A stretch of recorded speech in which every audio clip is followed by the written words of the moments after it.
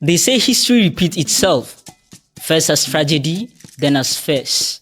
But in the theater of global politics, Africa is too often cast in someone else's script. Today, the world watches as two presidents meet in the halls of the White House, not to discuss trade or peace, but to debate the fate of a narrative. On one side stands Donald J. Trump, the self-styled defender of Western civilization, beating the drum of white victimhood. On the other, South African President Cyril Ramaphosa, carrying the burden of a nation, past and the hope of its unfinished liberation. At stake, not just the reputation of two nations, but the meaning of justice, the memory of apartheid, and the ongoing war over who gets to be called oppressed, and who is forever expected to forgive. This is not diplomacy. This is a battle for truths, and Africa must not blink. I am Ibrahim Umarwase. This is Connecting the Dot.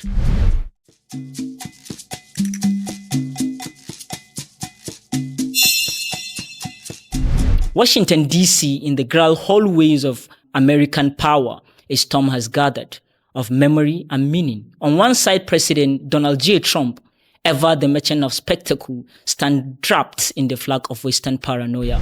On the other, President Cyril Ramaphosa, South African president, arrived with a message not just for America, but for the conscience of the world.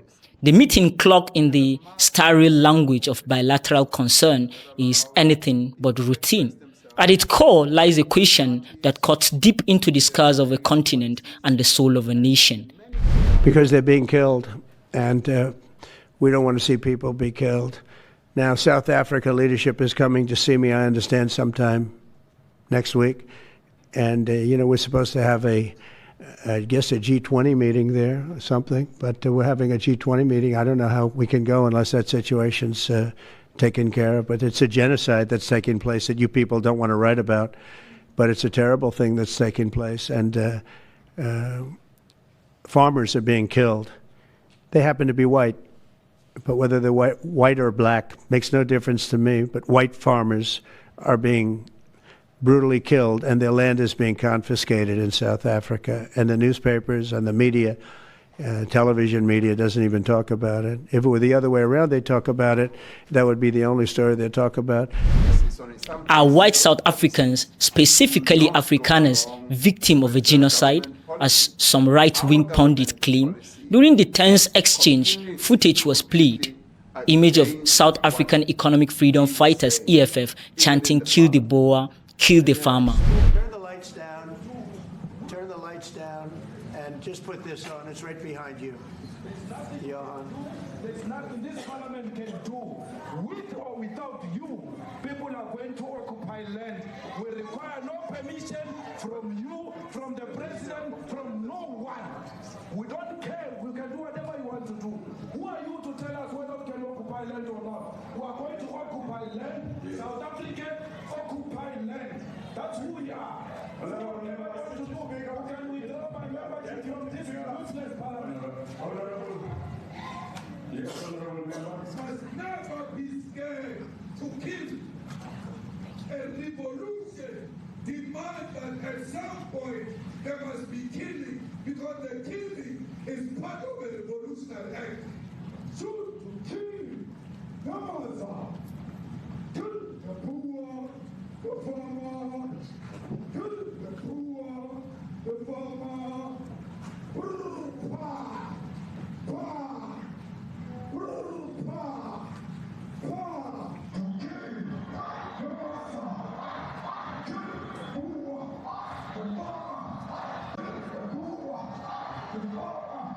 The mayor of DJ in PE is a white man. So these people, when you want to hit them hard, go after a white man. They feel a terrible pain because you have touched a white man. Not because Mashaba and Soli will not be touched. They will be touched, no one. But we are starting with this whiteness. We are cutting the throat of whiteness. The phrase jeering and provocative was presented as Exhibit A in the case for so-called white genocides. Let us not be misled by soundbite stripped of context. Rhetoric, however radical, is not policy. President Cyril reminds his American counterpart that the views of the EFF are not the laws of the land. Let me clarify that. Yeah, Let me clarify that, because what you saw, the speeches that were being made, one, that is not government policy.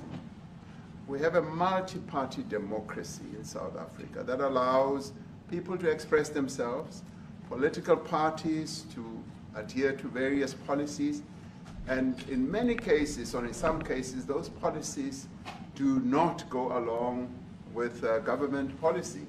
Our government policy is completely against what he was saying, even in the parliament.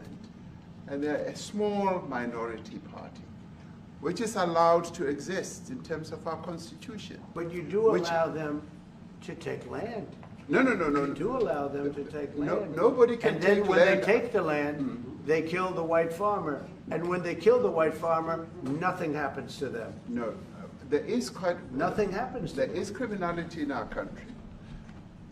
People who do get killed, unfortunately through criminal activity, are not only white people. Majority of them are black people. And we have now The been farmers are utilized... black. The farmers are not black. We- I don't now- say that's good or bad, but the farmers are not black. And the people that are being killed in large numbers, and you saw all those grave sites, and those are people that loved ones going, I guess on a Sunday morning, they told me, to pay respect to their loved ones that were killed. Their heads chopped off, they died violently. And, you know, I mean, we're here to talk about it, and I didn't we know will we'd get talk about it. involved here, but I will say this, that if the news wasn't fake, like NBC, which is fake news, totally, one of the worst, ABC, NBC, CBS, horrible. But if they weren't fake news like this jerk that we have here, if we had real reporters, they'd be covering it. But the fake news in this country doesn't talk about that. They don't want to talk about it, but now they have to talk about it. But they won't. This won't even be a subject. They'll have him talking about why did... That is not the position of the South African government, he said, and he was right. To take the anger of the marginalized and elevate it as evidence of genocide is to weaponize pain for propaganda. It is to conflict the cry of the disposed with the action of the states. And that, dear brothers and sisters, is not justice, it is distortion. Or is this simply the latest chapter in a long saga where history's colonizers now seek to recast themselves as refugees? Trump, with his usual flyer for incendiary tweet and inflammatory narrative, has suggested that the white farmers in South Africa are under attack. Their land being taken without compensation, their life under threats. This claim, amplified by a constellation of conservative voices and far-right outlets, has ignited a firestorm. But let us be clear, for clarity is our weapon against distortion. There is no white genocide in South Africa. South Africans confirm that. Social media commentator Peter Kriel says he has received a death threat following his strong views on the 49 Afrikaner refugees who arrived in the US last week. Kriel has urged South Africans not to create populist notions and narratives about white genocide, as this will create more chaos on a global scale and put South Africa under economic pressure. When we push out populist notions and narratives that actively harms South African society, race dynamics and things like that, and just not just in South African context, but abroad as well, right? When it looks to the international audience that we have broils going on in South Africa, race relations that actually are not going on, it is dangerous and it pushes worse economic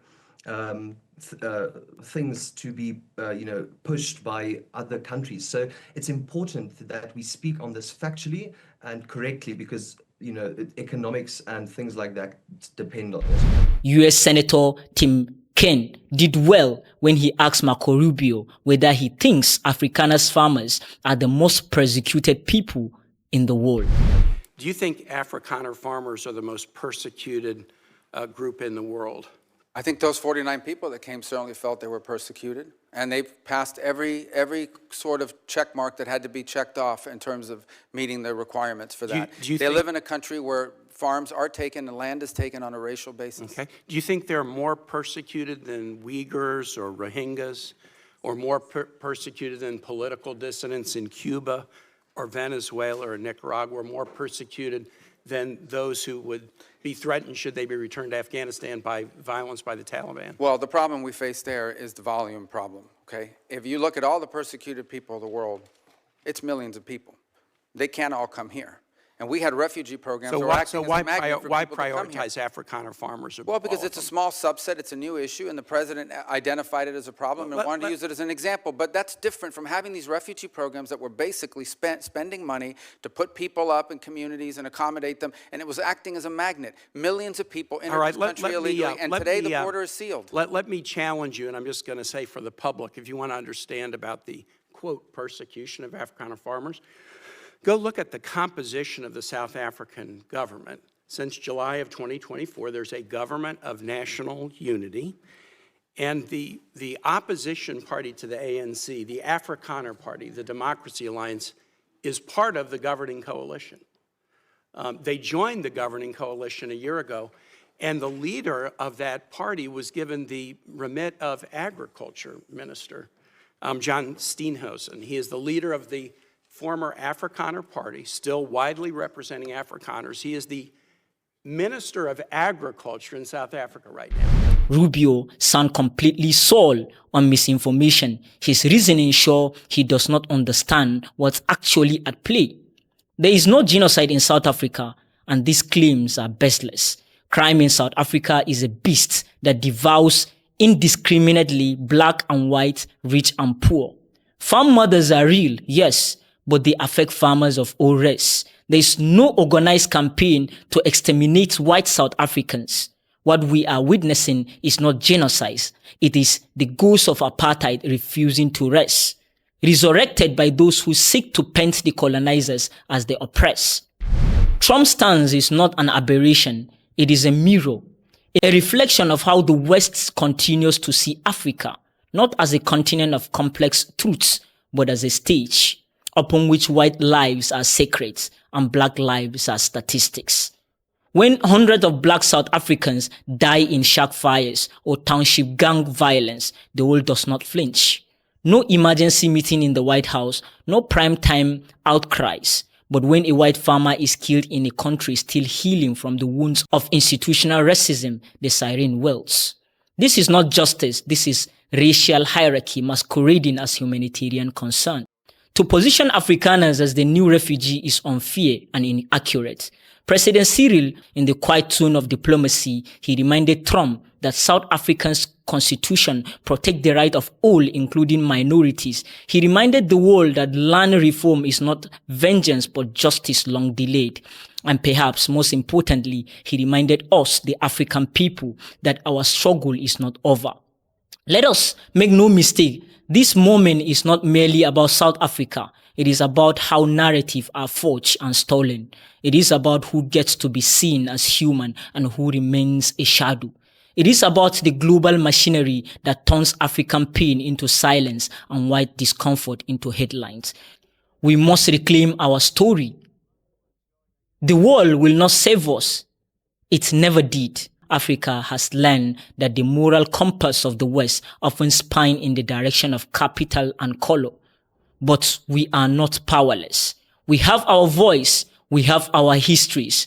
We have our unity if we choose to wield it. Let us speak up, not with hate, but with history, not with bitterness, but with balance. Let us remind the world that justice is not persecution, and equity is not revenge, that land reform is not theft, but repair. That the dignity of black life must no longer be the world afterthoughts. To the sons and daughters of Africa, whether you walk the crowded streets of Lagos or the quiet hills of Kigali, this is your call. The battle today is fought not with spears, but with stories. Not on battlefield, but on the timeline and headlines. You must not be silenced. Read, speak, write, organize, correct the lies, share the truths. Demand that your government stand firm. Demand that your history is not rewritten by those who once erased it. Demand that your land is restored, not stolen again in the name of refuge. In that White House room, beneath the chandelier of power, 2 men spoke, but beyond them, 1 billion African hearts beat, watching, waiting, remembering. Let us never forget what is at stake. This is not about Afrikaners. It is not about Trump. It is about us. It is about reclaiming the right to define ourselves, to heal ourselves, to govern our lands without being told we are criminals for doing so. Let the world know Africa is not a crime scene. It is a resurrection. And we who are alive today, we are not bystanders. We are witnesses.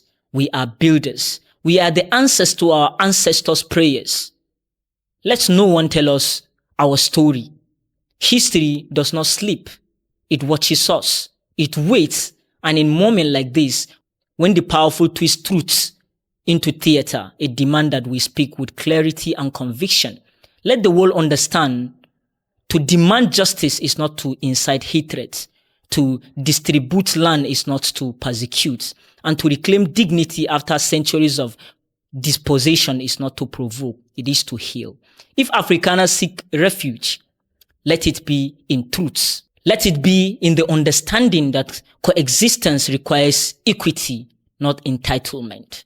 That democracy without redress is decoration, and that peace without justice is merely the pose before the next storm. To Africans youth, I say this: you are not just inheritors of a wounded past. You are the architect of a liberated future. Rise above the noise, challenge the false narrative, tell our story, not in whispers, but in roars. For only when we speak for ourselves can we live for ourselves. The battle is not over, but neither is our spirit broken. We are not victims, we are victors in waiting.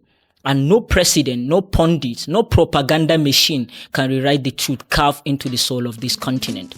Let us be clear, apartheid was a crime against humanity, an engineered system of oppression that dehumanized millions. And yes, xenophobia and genocide in any form, anywhere in the world are equally abhorrent.